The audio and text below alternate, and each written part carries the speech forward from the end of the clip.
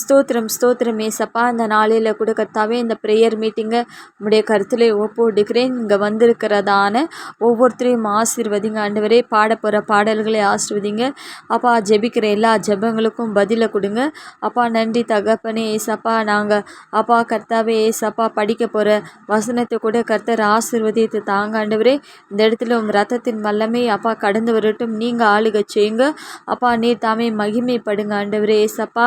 அப்பா உம்முடைய கருத்திலே எல்லாவற்றையும் ஒப்பு கொடுக்குறோம். பொறுப்பெடுத்துக் கொள்ளுங்க இயேசுவின் மூலம் பிதாவே, ஆமென்.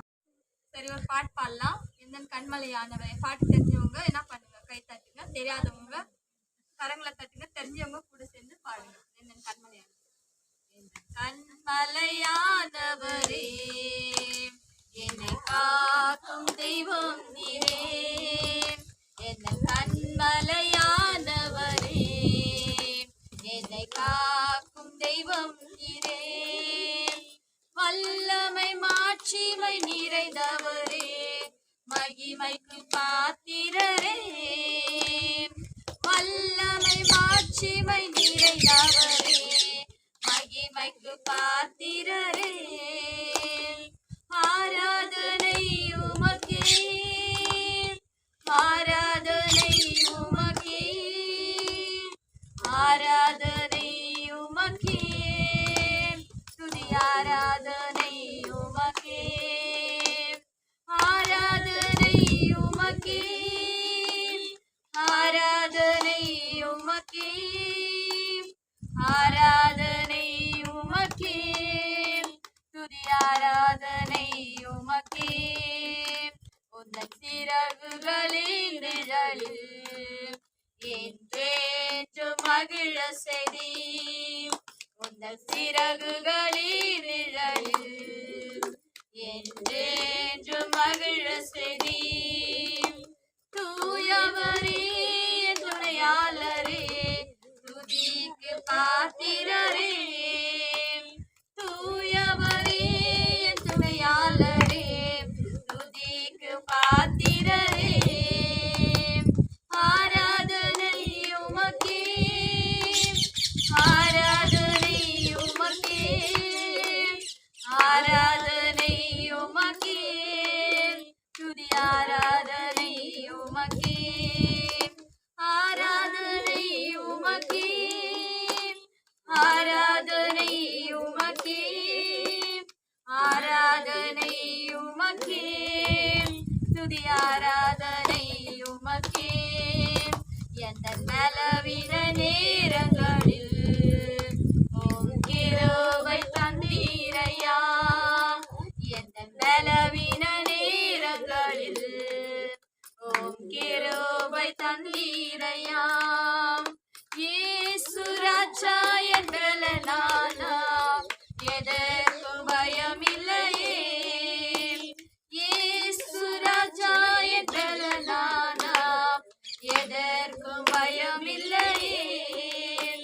ஆராதனை உமக்கே, ஆராதனை உமக்கே, ஆராதனை உமக்கே, துதி ஆராதனை உமக்கே, ஆராதனை உமக்கே, ஆராதனை உமக்கே, ஆராதனை உமக்கே, துதி ஆராதனை உமக்கே. எந்த உயிருள்ள நாட்களெல்லாம் உம்மை புகழ்ந்து பாடிடுவேன். எந்த உயிருள்ள நாட்களெல்லாம் உம்மை புகழ்ந்து பாடிடுவேன். ராஜா நீ செய்த நன்மைகளை எண்ணிய துதித்திடுவேன். ராஜா நீ செய்த நன்மைகளை எண்ணிய துதித்திடுவேன். ஆராதனை உமக்கே, ஆராதனை உமக்கே, ஆராதனை உமக்கே, துதி ஆராதனை உமக்கே, ஆராதனை உமக்கே, ஆராதனை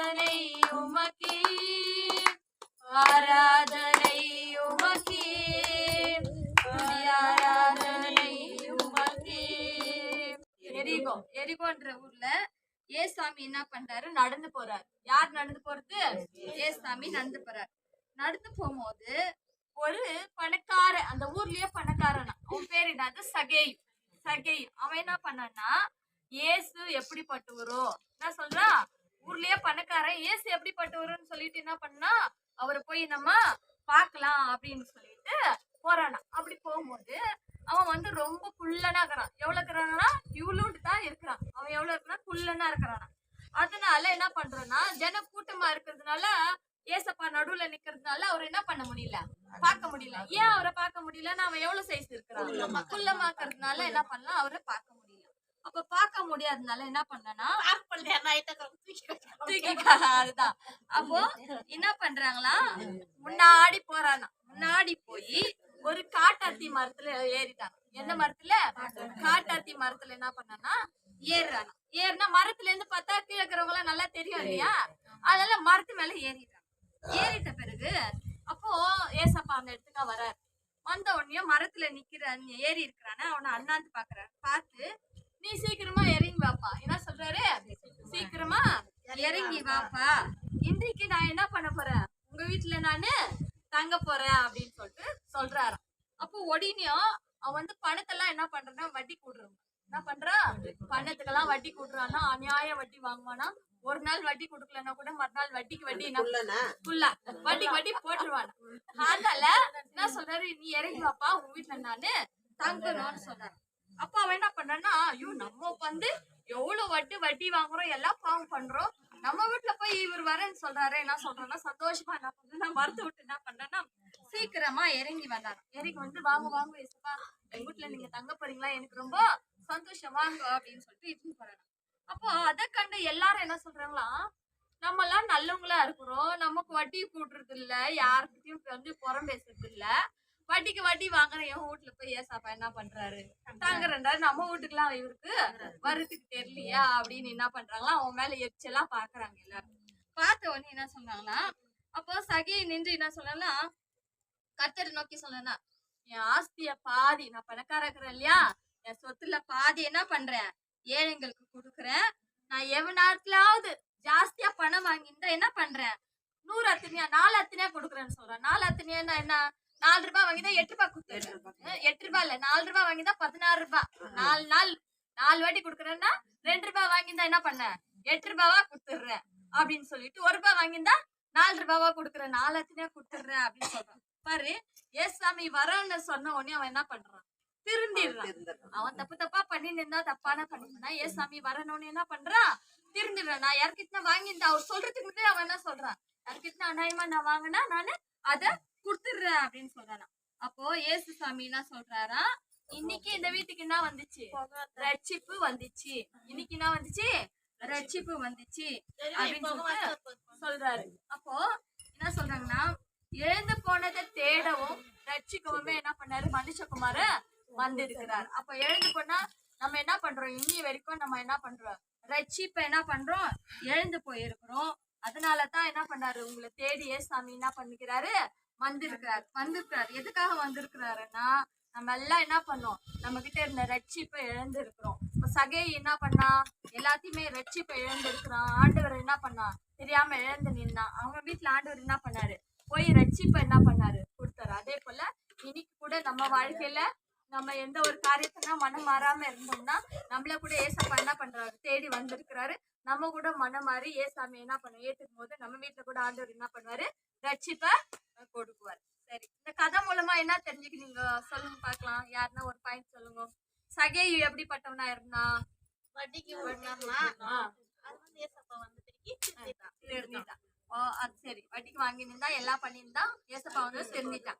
நம்ம கூட நம்ம வாழ்க்கையில இருக்கிற குறைகளை ஏசாமி நம்ம கிட்ட வரும்போது நம்ம வாழ்க்கையில இருக்கிற குறைகளை கூட என்ன பண்ணுவாரு, மன்னிக்க வல்லவரா இருக்காரு. நம்ம கூட என்ன பண்ணோம், அவனை போல அறிக்கையிட்டு மாறும்போது நம்ம வீட்டுல கூட ஏசப்பா வந்து என்ன பண்ணுவாரு, தங்குவாரு. சரி, இப்போ ஜெபம் பண்ண போறோம். உங்க வீட்ல என்னென்ன பிரச்சனை இருக்குதுன்னு சொல்லிட்டு ஆளாளுக்கு சொன்னீங்களா? மொத்தமா ஜெபிக்கலாம். நாகரத்னம்மா சொல்லுங்க. நம்ம ஜெபித்து இந்த ப்ரேயரை முடிக்கலாம். ஸ்தோத்திரம் ஆண்டவரே, ஸ்தோத்திரம் ஏசப்பா. இந்த நாளில் கூட கர்த்தாவே ஏசப்பா, இங்கே நடந்த இந்த ப்ரேயரை ஆசீர்வதித்து தாங்க. வந்த ஒவ்வொருத்தரையும் ஆசீர்வதிங்க. அவங்க குறைகள் கண்ணீர்கள்லாம் மாற்றப்படட்டும், துக்கங்கள் வேதனைகள் மாற்றப்படட்டும். அப்பா ஒவ்வொருத்தரையும் கர்த்தர் அப்பா கர்த்தாவே தொடுவீராக ஆண்டவரே ஏசப்பா. அந்த நாளில் சொல்லப்பட்ட வார்த்தைகளை ஆசீர்வதிங்க. லூக்கா 19ஆம் அதிகாரத்தில் இருக்கிற அந்த சகையை போல் அப்பா எங்களுக்குள்ளே எதுனா குறை இருக்குமானா அப்பா கர்த்தாவே அதை கர்த்தாவே மாற்றிக்கொள்ள கிருபை தாருங்க. நம்முடைய கர்த்தரை கொடுக்குறோம் இயேசுவின் நாமத்தில் பிதாவே, ஆமேன்.